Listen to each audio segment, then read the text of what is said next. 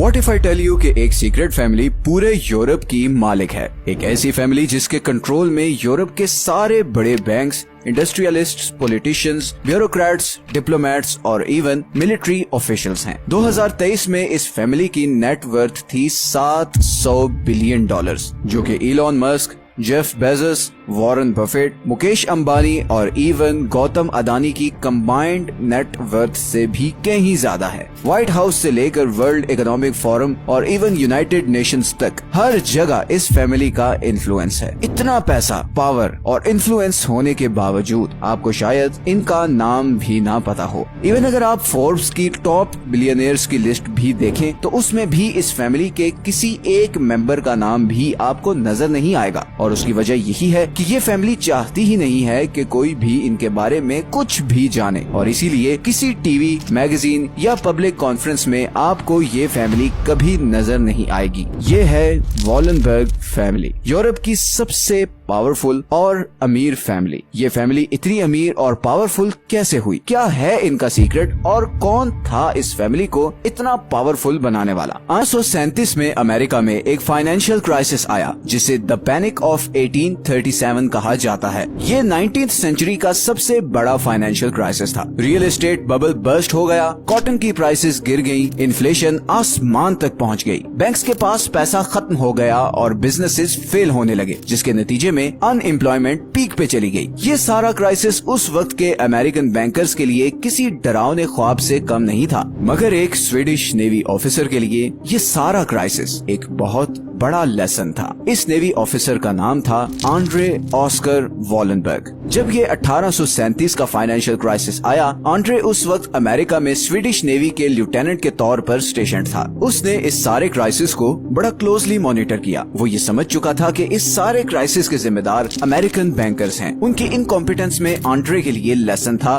कि बैंक्स को कौन सी गलतियां नहीं करनी चाहिए, और ये भी कि उसके अपने कंट्री के बैंक्स एक बहुत बड़ी अपॉर्चुनिटी मिस कर रहे हैं। असल में उस टाइम स्वीडिश बैंक्स बड़े ही घिसे पिटे तरीके से चल रहे थे। सबसे बड़ा प्रॉब्लम ये था कि एक जगह से दूसरी जगह पैसे भेजना बहुत मुश्किल था। इंटरेस्ट रेट्स बहुत ही लो थे और सबसे बढ़कर स्वीडिश बैंक्स किसी भी इंडिविजुअल या कंपनी को लोन नहीं देते थे। मतलब बैंक्स सिर्फ एक लॉकर या तिजोरी के तौर पर काम कर रहे थे। मतलब ऐसे टाइम पर जब स्वीडन में इंडस्ट्रियलाइजेशन स्पीड पकड़ रही थी, मल्टीनेशनल्स लॉन्च हो रही थी, स्वीडन की इकोनॉमी जबरदस्त बूम एक्सपीरियंस कर रही थी और रेल रोड इंफ्रास्ट्रक्चर डेवलप हो रहा था। स्वीडिश बैंक्स लोन न देने की वजह से इन सारी अपॉर्चुनिटीज को मिस कर रहे थे। देखें, बैंक्स बहुत पावरफुल चीज होते हैं, इतने पावरफुल कि आज अमेरिका इन्हीं बैंक्स के थ्रू पूरी दुनिया को कंट्रोल कर रहा है। बैंक्स की ये पावर आती है उनके बिजनेस मॉडल से। अब बैंक्स का बिजनेस मॉडल क्या है? ये बैंक्स कैसे काम करते हैं? बहुत ही सिंपल वे में अगर समझाऊं तो बैंक्स आपके दिए हुए पैसे को आगे किसी और इंसान या कंपनी को एज अ लोन देते हैं और फिर उस पर इंटरेस्ट चार्ज करते हैं, जो कि उनका प्रॉफिट होता है। फॉर एग्जाम्पल, दो लोग हैं, एक मैं और एक मेरा दोस्त अली। अब सपोज करें मैंने बैंक में 1000 रुपए सेविंग अकाउंट में डिपॉजिट करवाए और बैंक उस 1000 पर मुझे 5% इंटरेस्ट देता है,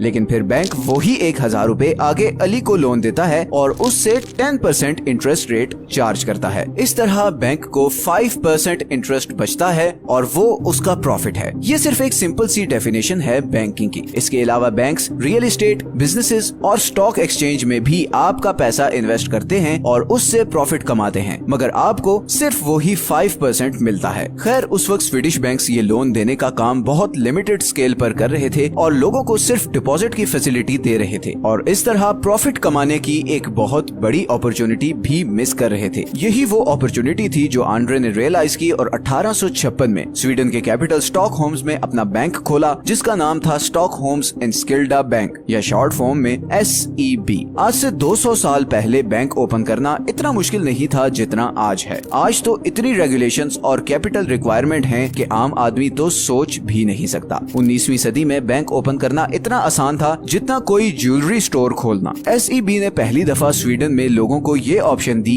कि वो अपना पैसा इस बैंक में डिपॉजिट करें और बदले में उनकी सेविंग पे एक फिक्स्ड इंटरेस्ट रेट मिलेगा। स्वीडन के लोगों के लिए ये एक बिल्कुल नई चीज थी, बिकॉज उनके नजदीक तो बैंक का काम सिर्फ ये था कि वो आपके पैसे को सेव करे, जैसे कोई लॉकर या तिजोरी होती है। पर अब उन्हें अपनी सेविंग्स पर प्रॉफिट मिल रहा था। SEB पर लोगों का एक हजूम लग गया। लोग अपनी जिंदगी भर की सेविंग्स लेकर SEB में डिपॉजिट करवाने लगे। इसी तरह क्योंकि उस वक्त इंडस्ट्रियलाइजेशन का बूम था, तो बहुत से बिजनेसमैन SEB से आकर लोन लेना शुरू हो गए। वॉलनबर्ग एक तरफ से आम लोगों की सेविंग्स पकड़ रहा था और फिर वही सेविंग्स आगे इंडस्ट्रियलिस्ट्स और बड़े बड़े बिजनेसमैन को हाई इंटरेस्ट रेट पर एज अ लोन दे रहा था। चंद सालों में ही SEB पूरे स्वीडन पर छा चुका था। स्वीडन के हर बंदे का पैसा किसी न किसी तरह SEB के पास था। मतलब सिचुएशन कुछ ऐसी थी कि या तो आपका पैसा SEB में डिपॉजिट है, या फिर आप SEB से लिया हुआ लोन पे ऑफ कर रहे हो, या फिर आप किसी ऐसी कंपनी में काम कर रहे हो जिसने SEB से लोन लिया हुआ है। पूरी स्वीडिश इकोनॉमी SEB के कंट्रोल में थी। मगर वॉलनबर्ग फैमिली इधर रुकने वाली नहीं थी। उन्हें और पैसा और पावर चाहिए थी। उन्होंने सोचा कि क्यों ना इस सारे पैसे से स्वीडन की सारी बड़ी कंपनीज खरीद ली जाएं। और फिर वॉलनबर्ग्स ने रेलवे से लेकर factories, shipping ports, press, real estate, हर चीज में पैसा इन्वेस्ट करना शुरू कर दिया। स्वीडन की शायद ही कोई इंडस्ट्री हो जिसमें वॉलनबर्ग्स के स्टेक्स ना हो। स्वीडन की सारी इकोनॉमी, सारा पैसा, सारे लोग सिर्फ एक फैमिली के कंट्रोल में थे, और ये कंट्रोल अब स्वीडन से निकलकर यूरोप और फिर पूरी दुनिया में फैलने वाला था। वॉलनबर्ग फैमिली की इसी बढ़ते हुए कंट्रोल को देखते हुए स्वीडिश गवर्नमेंट ने 1916 में एक लॉ पास किया, जिसके अकॉर्डिंग कोई भी बैंक किसी भी कंपनी के लॉन्ग टर्म शेयर्स होल्ड नहीं कर सकता था। ये एक बहुत बड़ा सेटबैक था वॉलनबर्ग फैमिली के लिए, मगर उन्होंने इसका भी सोल्यूशन निकाल लिया। वॉलनबर्ग्स ने इन्वेस्टर AB के नाम से एक नई कंपनी बनाई और SEB के अंडर जितनी भी कंपनीज थी उनकी ओनरशिप इन्वेस्टर AB को ट्रांसफर कर दी। अगले 20 सालों में इन्वेस्टर AB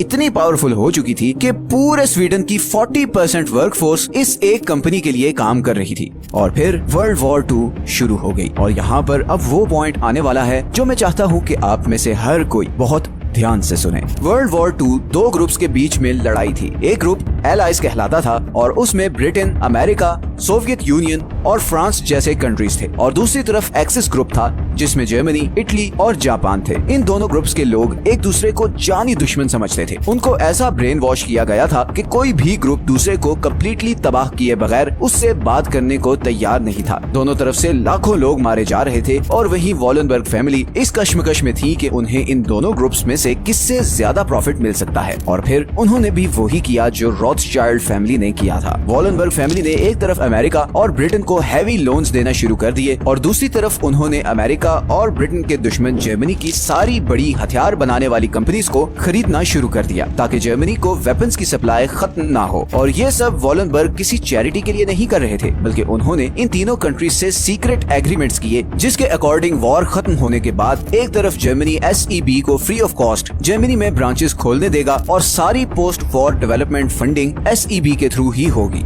और इसी तरह अमेरिका और ब्रिटेन में भी SEB को स्पेशल रिलैक्सेशंस दी गई। एक चीज हमेशा याद रखें, बिजनेसमैन कभी घाटे का सौदा नहीं करता, और वॉर सबसे बड़ा बिजनेस है। वॉर एक इंडस्ट्री है, और उसको चलाने वाले कभी भी नहीं चाहेंगे कि दुनिया में अमन हो। अमेरिका अफगानिस्तान वॉर में 10 लोग अरबपति बने थे। रशिया यूक्रेन वॉर के बारे में ऐसी रिपोर्ट्स लीक हुई हैं जिनसे पता चलता है कि ये वॉर क्यों लंबी होती जा रही है। ये बिलियंस ऑफ डॉलर्स की गेम है। आपको लगता है कि इंडिया पाकिस्तान में तनाव रिलीजन या आइडियोलॉजिकल डिफरेंस की वजह से है, तो बहुत बड़ी भूल है आपकी। बिलियंस ऑफ डॉलर्स दोनों कंट्रीज अपने डिफेंस पे खर्च करते हैं। जिन कंट्रीज या ग्रुप से ये